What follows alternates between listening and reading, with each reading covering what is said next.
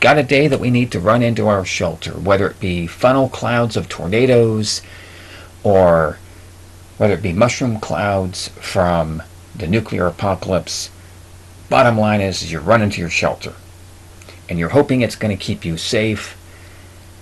But is it really a shelter or is it a death trap? Is it going to keep you safe during an emergency or is it going to kill you faster than whatever you're hiding from? I have a number of mistakes. There's 5 mistakes I'm going to discuss in this video that are common in the design and maintenance of shelters. Particularly, this was really aimed at nuclear shelters. Some of this applies to tornado shelters as well. The last one was my real motivation for doing this video, and it really talks more than anything else. It's a common design flaw. I just don't think they thought about it. But it's something that you really want to think about and consider. I think most commercially made bomb shelters are death traps. And that was... So let's get started on what we're talking about here. So common bomb shelter issues.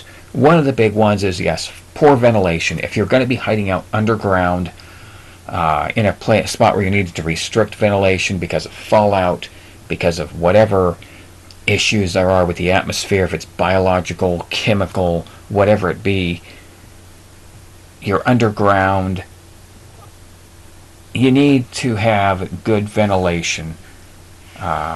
So make sure you have a good ventilation system installed that you can ventilate and filter through, which is part of what I'm building up to for my last item on here. That ventilation system, you need to use some care in producing that. Well, if you don't have enough, or you've got your supplies, you haven't maintained your supplies, you haven't put enough in there, you might not last as long. That's something to be considered, and in combination with not having an emergency exit, if you've only got one exit and you're trying to survive something like a tornado or a nuclear blast that could throw something on top of your door and block you in, you might be going into your tomb, not really a shelter. Sure, you might survive and last 2 months in your shelter and find out you don't have an exit. Not good, right? So that's why it's important to have a secondary way out. That is standard in some European countries. It's part of the legal building codes in some places that bomb shelters have to have the emergency exit of some kind. So, make sure you got enough supplies to where you don't need to use that emergency exit to try and go on out while the fallout's still strong. But another thing too is, for a long period of time, this is really for a longer period of time, not getting enough sunlight is going to cut down your ability to get vitamin D into your body. Vitamin D is a vital nutrient that your body gets. You can get some of it through milk, but your sunlight is very good. Without it, you don't turn... If you don't get enough sunlight here, you're going to turn pale and you're going to get very sick, and it can kill you. So it's just something to consider. Your time is limited down there. If you have some way of redirecting some sunlight in without bringing in radiation, that would be something to consider. A sunlight would not be a good plan because the shock wave is going to rip out your sunlight. Then you're going to have shards on the ground. And if you look at my nuclear survival scenario, I talk about that. If you get cut during a nuclear event, it can cause you some serious problems. You don't want to get cut up, and you don't want to let the fallout into your shelter. So, but some other way to let the sunlight in would be helpful. But the last one, one of the big ones, a lot of the what I've seen as well is the commercial designs, they're trapping the radiation right next to you. I think it's an oversight that a lot of times they don't realize on that they're doing. But they have the ventilation system right in the shelter with you that has the filtration box in there. Which means whenever you're filtering the air and it's trying to filter out all of that radioactive fallout, as you're trying to bring that air in, it's going to bring in a higher concentration of the air than what's around the outside.